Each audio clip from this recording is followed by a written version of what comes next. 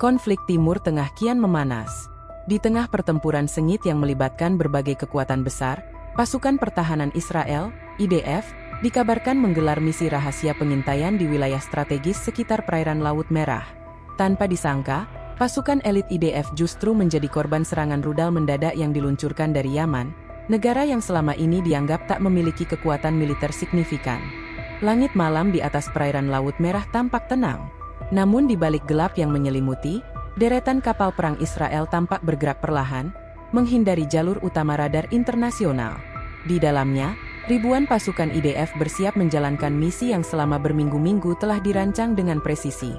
Mereka menyebutnya Operasi Mata Elang, sebuah misi pengintaian dan pelemahan pertahanan Yaman yang diduga mulai aktif di perbatasan strategis.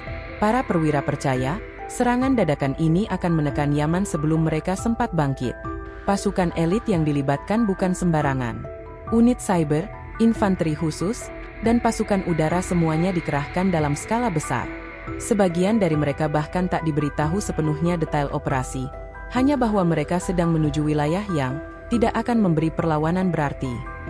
Para komandan yakin, Yaman yang diguncang konflik internal tak akan mampu mendeteksi kehadiran mereka. Keyakinan itu membuat suasana di ruang kendali tenang, bahkan sesekali terdengar tawa pelan di antara para operator sistem. Namun jauh di seberang gurun, di balik bukit-bukit sunyi yang membentang, sekelompok mata memperhatikan pergerakan itu dengan seksama.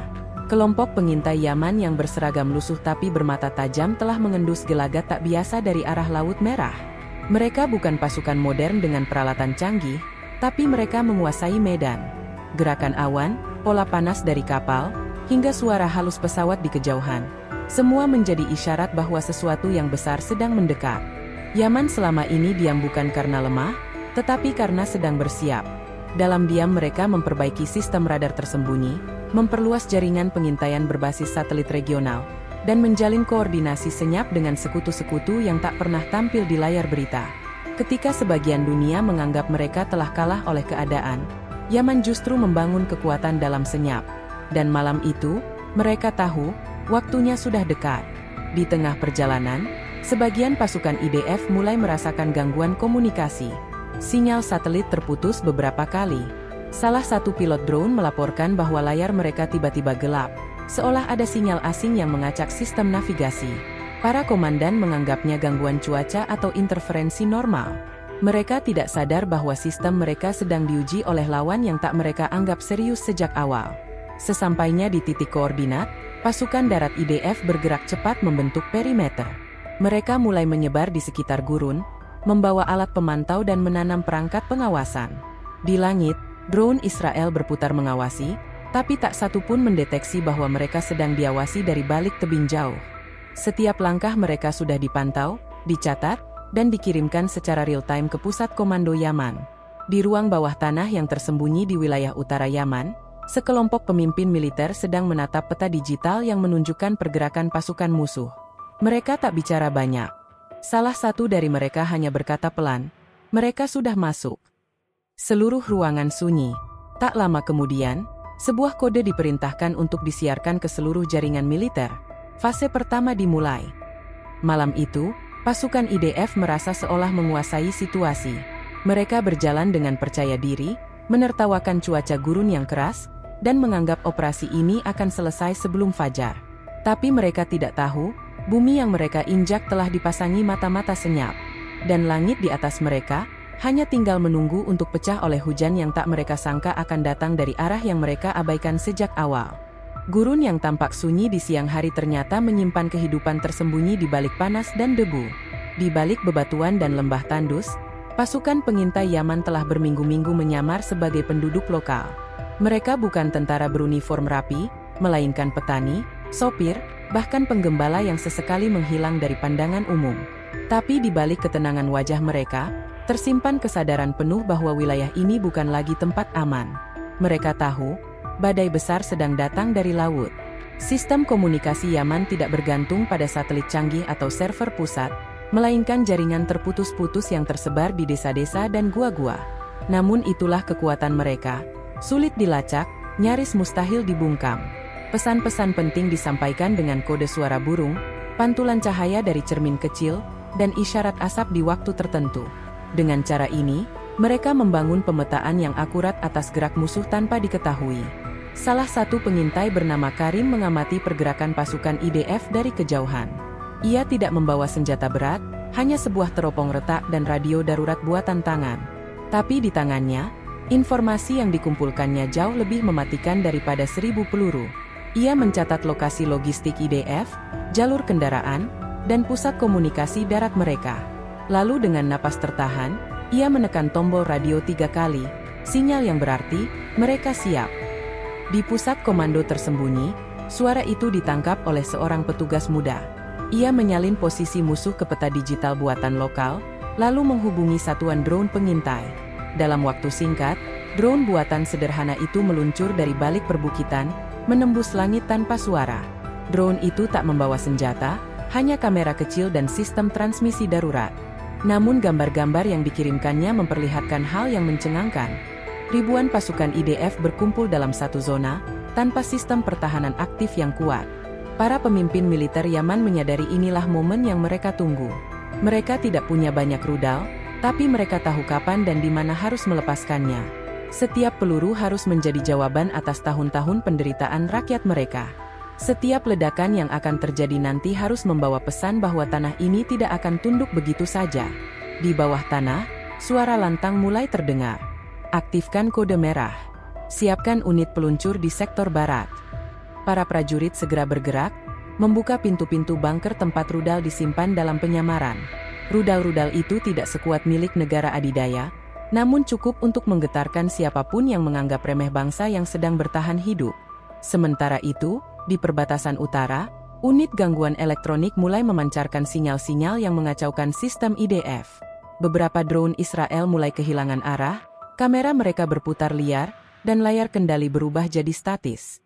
Di markas komando IDF, para perwira mulai gelisah. Mereka tidak tahu dari mana gangguan ini berasal. Namun belum ada yang berani mengakui, mereka sedang dihadapkan pada sesuatu yang jauh di luar perkiraan mereka. Di lapangan, para pasukan Israel tetap menjalankan protokol misi. Mereka mengira gangguan ini hanya efek geografis.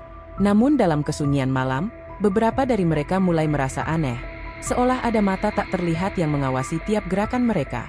Salah satu tentara sempat mengangkat senjata ke arah semak, tapi hanya menemukan batu dan angin. Mereka tak tahu bahwa hanya beberapa meter di balik bukit, pasukan Yaman telah menyusun koordinat target secara diam-diam. Seorang komandan Yaman berdiri di depan peta kuno yang digantung di dinding ruangan sempit. Ia menunjuk satu titik merah dan berkata, "Di sini kita buka sejarah baru." Di sekelilingnya, pasukan muda yang belum pernah bertempur pun menundukkan kepala, menyadari bahwa keputusan ini bukan soal militer semata, tapi soal kehormatan, tanah air, dan semua penderitaan yang tak pernah mendapat keadilan. Saat malam kembali larut, dan angin gurun meniup debu-debu halus ke arah utara, sinyal akhir pun dikirim. Satu pesan pendek muncul di layar komando Yaman, target terkunci. Waktu peluncuran, sebelum fajar. Sebuah diam panjang menyelimuti markas, seperti napas terakhir sebelum dunia berubah. Dan pada saat itu, langit gurun hanya tinggal menunggu untuk menyala. Fajar belum menyentuh cakrawala, namun detak jantung bumi mulai terdengar dari kejauhan. Langit yang semula gelap perlahan berganti warna jingga pucat. Di kejauhan, suara samar seperti gelegar halilintar mulai terdengar. Bukan dari petir, tapi dari perut bumi yang menyiapkan sebuah kejutan besar. Di markas rahasia Yaman, tombol peluncur ditekan secara serempak. Rudal-rudal pun mulai meluncur dari balik bukit, dari lubang-lubang tersembunyi yang selama ini tak pernah disangka menyimpan senjata. Beberapa rudal melesat rendah, sebagian tinggi menembus langit. Mereka bukan bagian dari parade kekuatan seperti yang sering dilihat di televisi. Mereka datang dalam diam, tanpa siaran langsung, tanpa peringatan. Di langit gurun, cahaya kemerahan membelah pagi, menciptakan garis-garis api yang bergerak cepat menuju jantung pasukan IDF yang masih tertidur dalam keyakinan mereka sendiri. Di dalam kamp utama IDF, bunyi sirene baru terdengar setelah beberapa rudal pertama menghantam tanah. Ledakan pertama mengguncang area barat, menghantam depot logistik dan kendaraan lapis baja. Percikan api membumbung tinggi, membakar langit yang baru saja mulai terang. Pasukan IDF terbangun dalam kepanikan. Banyak dari mereka berlari tanpa arah, sementara komunikasi terputus total. Apa yang mereka kira sebagai misi aman, kini berubah jadi neraka terbuka. Rudal kedua menghantam pusat koordinasi drone, memutuskan sistem kendali udara dan melemahkan kontrol visual atas seluruh wilayah. Operator-operator IDF berusaha menyambung ulang koneksi, tapi semua layar kini gelap. Di luar tenda komando, puing-puing beterbangan, dan teriakan terdengar bersahutan. Bukan dari medan pertempuran, tapi dari mereka yang kaget, terluka, dan kehilangan arah. Gelombang ketiga datang lebih brutal. Rudal balistik yang lebih besar menghantam wilayah tengah di mana lebih dari 1.000 pasukan IDF tengah bersiap untuk bergerak. Tanpa pelindung udara aktif, ledakan itu menyapu area selebar lapangan sepak bola. Api membubung, membakar kendaraan, persenjataan, bahkan tanah yang diinjak. Para tentara berusaha bertahan, namun banyak yang tidak sempat menghindar. Mereka tidak siap menghadapi serangan sebesar ini, apalagi dari negara yang selama ini mereka anggap tak punya kekuatan untuk melawan. Dari kejauhan, pasukan Yaman yang bertugas mengawasi peluncuran tidak bersorak. Tidak ada euforia. Mereka hanya saling menatap, sadar bahwa ini bukan kemenangan, tapi pesan. Pesan bahwa negeri mereka bukan tanah kosong yang bisa dimasuki tanpa akibat. Mereka hanya membalas, dan membalas dengan cara yang tidak pernah diduga dunia. Israel, yang biasanya merespons dengan cepat, kali ini kehilangan arah. Pusat komando di luar negeri lambat dalam menerima informasi. Satelit mereka terganggu, radar mati sebagian, dan laporan dari lapangan datang tidak lengkap. Dalam hitungan jam, laporan awal menyebut bahwa korban mencapai ribuan. Beberapa media luar negeri mulai membocorkan data, dan publik internasional pun mulai mempertanyakan apa yang sebenarnya terjadi di gurun Yaman. Di media sosial, gambar dan rekaman dari kejadian ini mulai tersebar. Meskipun pihak Israel berusaha membungkam arus informasi, drone lokal dan warga sipil Yaman berhasil merekam momen saat rudal-rudal itu menghantam target. Dunia menyaksikan sendiri, bagaimana sebuah negara kecil mampu melawan dengan kehormatan yang tak bisa dibeli oleh senjata canggih. Kehancuran besar ini bukan hanya soal kehilangan pasukan, tapi juga kehancuran moral. Pasukan IDF mengalami kerugian yang belum pernah tercatat sebelumnya dalam sejarah modern mereka. Para perwira tinggi mulai dipanggil untuk bertanggung jawab.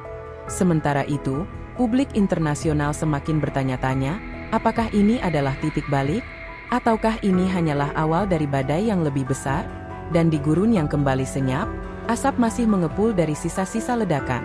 Langit perlahan cerah, namun tanah masih bergetar. Tak ada musik kemenangan, tak ada selebrasi. Hanya sunyi, yang menceritakan semuanya. Dunia internasional terkejut saat laporan awal menyebutkan bahwa lebih dari 5.000 pasukan IDF dinyatakan gugur atau hilang dalam serangan mendadak di gurun Yaman. Berita ini menyebar cepat, meski media utama Israel berusaha menahan informasi. Namun dalam hitungan jam, berbagai media independen di Eropa, Timur Tengah, dan Asia mulai merilis cuplikan video dan data satelit yang menunjukkan skala kehancuran. Ledakan-ledakan yang terekam dari udara menampilkan kobaran api yang tak pernah dibayangkan bisa diluncurkan oleh negara seperti Yaman. Tagar Yemen Strikes Back dan Karma for Gaza menduduki trending topik global. Ribuan pengguna media sosial di seluruh dunia menyatakan dukungan moral kepada rakyat Yaman, menyebut bahwa serangan itu adalah peringatan keras bagi Israel yang selama bertahun-tahun dinilai menggunakan kekuatan militer tanpa batas terhadap rakyat Palestina. Bagi sebagian besar masyarakat dunia, ini bukan sekadar konflik bersenjata, tapi lambang perlawanan terhadap ketidakadilan yang lama dibiarkan. Di beberapa negara Eropa, terjadi unjuk rasa spontan di depan kantor-kantor kedutaan besar Israel. Para demonstran membawa poster bertuliskan, "Hentikan penjajahan," dan "Yaman bukan musuh, mereka bertahan." Suara kecaman juga datang dari negara-negara Afrika dan Amerika Latin. Beberapa pemimpin menyatakan bahwa mereka tidak akan lagi diam melihat satu negara terus menggunakan kekuatan militer untuk menekan yang lemah. Dunia seolah telah berubah haluan. Di PBB, sidang darurat diminta oleh negara-negara non-blok. Suasana sidang tegang. Delegasi Israel mencoba membela diri dengan menyebut misi IDF sebagai operasi pengamanan regional. Namun argumen itu terbantahkan oleh citra satelit dan kesaksian penduduk lokal yang menyatakan bahwa pasukan Israel telah memasuki wilayah Yaman tanpa izin dan melakukan operasi militer sepihak. Ini bukan pembelaan diri, dunia menilai ini sebagai pelanggaran. Kepala Dewan HAM PBB menyampaikan pernyataan yang menggema di ruang sidang. Jika rakyat yang ditekan terus dipaksa diam, maka kita tidak sedang menjaga perdamaian, kita sedang memelihara penindasan. Kalimat itu segera dikutip oleh berbagai media global dan menjadi simbol pergeseran opini internasional yang selama ini cenderung diam terhadap agresi militer Israel. Di dalam negeri Israel, situasi semakin kacau. Keluarga para prajurit yang gugur mulai mempertanyakan keputusan militer. Protes kecil mulai muncul di depan markas Kementerian Pertahanan. Mereka menuntut penjelasan, mengapa ribuan tentara dikirim ke tanah asing yang tidak sedang berperang langsung dengan Israel. Mereka merasa ditipu oleh narasi, misi damai, yang ternyata berubah menjadi tragedi nasional.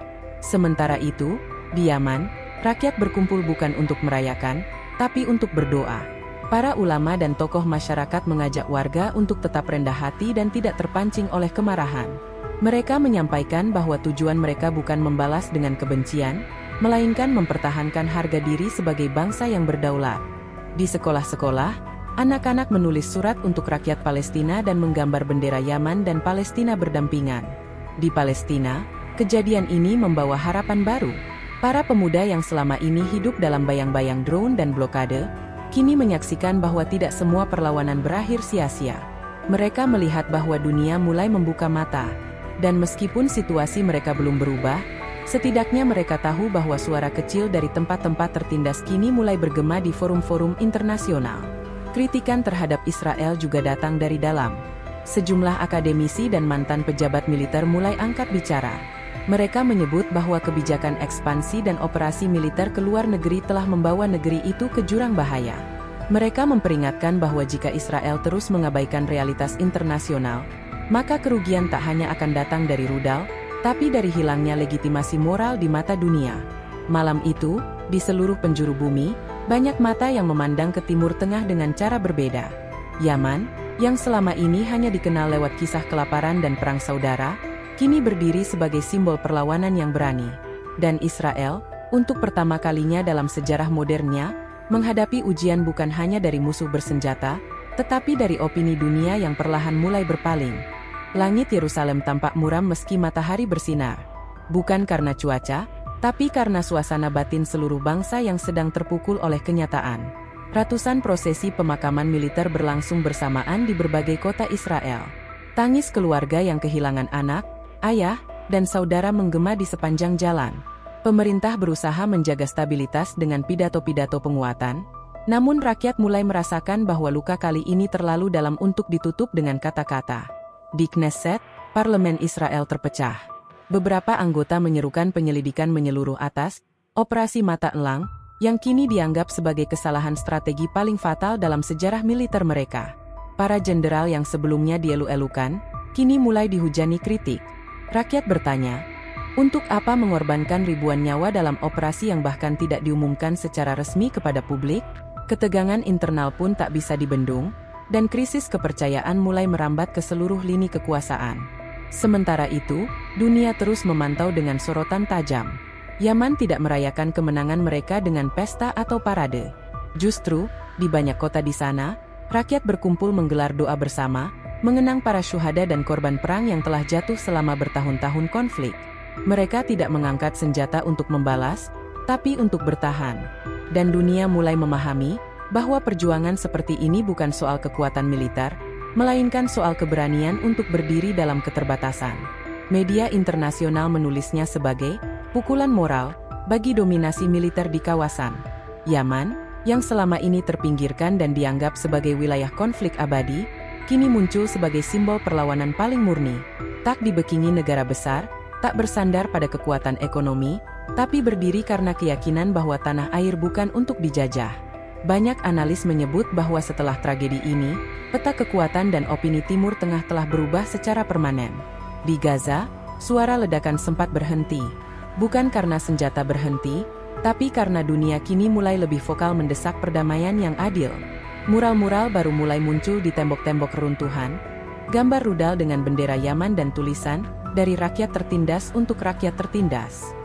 Para pemuda Palestina mulai menulis puisi, bukan hanya tentang penderitaan, tapi tentang harapan, sesuatu yang lama hilang dari bibir mereka. Salah satu puisi yang viral berasal dari seorang bocah di Rafah. Ia menulis, Yaman memberi kami keberanian, bukan untuk membalas, tapi untuk percaya bahwa dunia bisa berubah. Puisi itu diterjemahkan ke lebih dari 20 bahasa dan menjadi simbol harapan baru. Seketika, narasi yang dulu hanya didominasi oleh kekuatan besar, kini mulai bergeser ke suara kecil yang tak lagi bisa diabaikan. Negara-negara besar yang sebelumnya mendukung Israel secara buta mulai melakukan evaluasi ulang.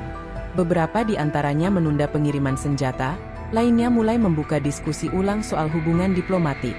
Tekanan dari rakyat mereka sendiri membuat para pemimpin harus menimbang ulang kepentingan politik dan suara kemanusiaan yang makin lantang terdengar. Israel kini berada di persimpangan. Mereka bisa memilih untuk terus melawan dengan kekuatan dan kekuasaan, atau mulai membuka diri untuk mendengar suara dunia yang meminta keadilan. Karena pukulan yang mereka alami kali ini bukan hanya di medan perang, tapi di dalam hati rakyat mereka sendiri, yang mulai bertanya, apakah benar semua ini demi keamanan, atau justru demi ambisi? Yaman tidak pernah menyebut diri sebagai pemenang. Mereka tidak mengklaim tanah, tidak menuntut kekayaan, hanya ingin dunia tahu bahwa harga diri bukan milik negara kuat saja.